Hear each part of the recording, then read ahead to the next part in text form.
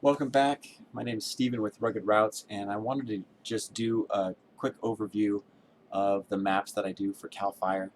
A couple years ago, I was contacted by one of the Dozer operators out of Sacramento and was presented with an issue that they were having using iPads and various apps to help guide the Dozer operators for cutting fire lines during forest fires.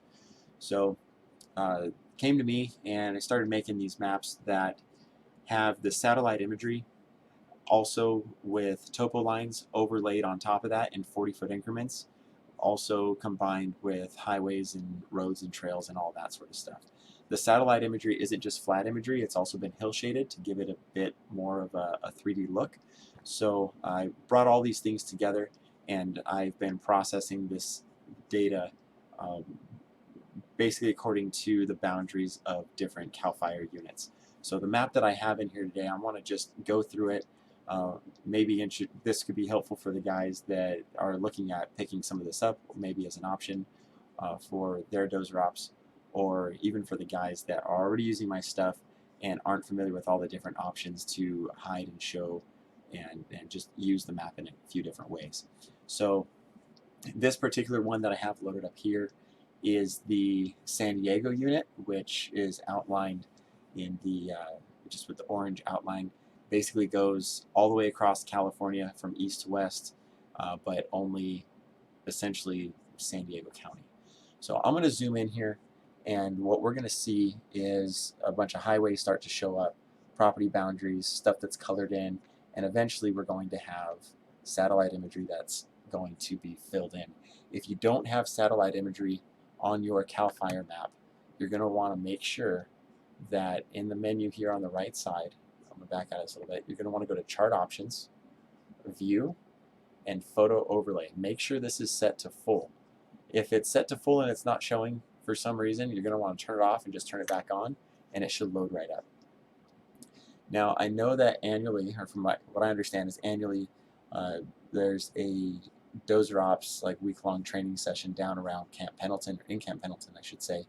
And an issue that had popped up when you guys were down there were that these boundaries that were filled in were overlaying the satellite imagery, and we needed to get rid of that. So just real quick on how to do that, if you are at the main menu here where you have chart options viewing, you're going to click chart options, go to view, and go to categories. And what you'll see here is all the different features in the map that are overlaid on top of the satellite imagery are categorized by areas, points, and lines. And then there's the types of features that are in there. So if it's categorized under land use or transportation or whatever else, it's it's all pretty logical. So in this case, that big red land area that's like basically blocked out, we need to hide that so we can expose the satellite imagery underneath. So in here, I just happen to know already that that's an area feature because we saw that on the map, but it's filed under land use. So if we uncheck that check mark and get out of this menu, you'll now see that that big red area is gone, and we can now zoom in and see the imagery um, that currently was hidden. So just keep that menu in mind for that. There's a few other options in here. Photo trans is just the transparency of the photo overlay. As you turn this up, it'll expose the yellow background that is essentially under the satellite imagery. So if we crank that all the way up, it's like the satellite imagery doesn't exist, but we can also slowly bring it back in. Sometimes it's helpful if the colors are just too different, too similar, and you are having a hard time seeing the elevation lines. Sometimes playing with this can help. So keep that one in mind. Another thing is chart detail.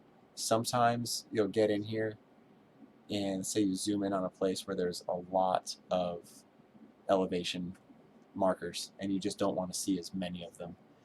Chart detail up here typically is set to full. If you set that to low, you still get elevation numbers, but it hides a lot of them. And you start to only see the ones that are most significant. So it just helps clear up the screen a little bit if it's just getting a little too cluttered. That also works if you have a lot of other like roads and road names and that kind of stuff that'll help clear things up. So I'm going to hit that back to full for right now. As you can see also, when I click that back to full, it brought in more elevation lines, so it actually changes the zoom level that the lines themselves are shown at. So I set that back to low. You'll see that the labels disappear, but we zoom out a little bit. Now only the largest 1,000-foot markers are showing, but if we go back to full, you know, that stuff starts to come back in. So you can adjust that to your liking as well. Get back out of here. Let's say you don't want to see contours or the elevation lines at all. There's two different ways to do it depending on the software version in your unit.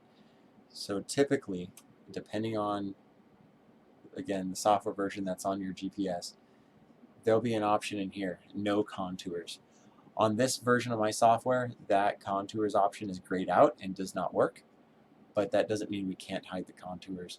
We can go back to that same categories menu that we were looking at earlier to disable that big red boundary.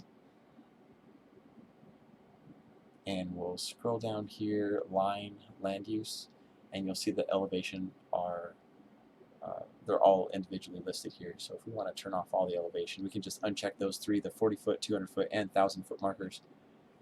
Check this box just to close it. And we still have all of our roads and other boundaries and things, but the elevation lines are hidden. So that helps clear things up too, if for some reason you didn't want to see that info. If your map isn't loading when you insert the CalFire map, make sure that your chart source here is set to Lowrance. All the CalFire maps are set to show under the Lowrance chart source. So that's a very important option to have set properly.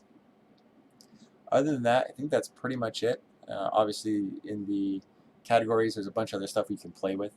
But as far as the main things that have to do with being able to see terrain and help dozer ops, you know, get the dozer back to the truck or plan out fire lines,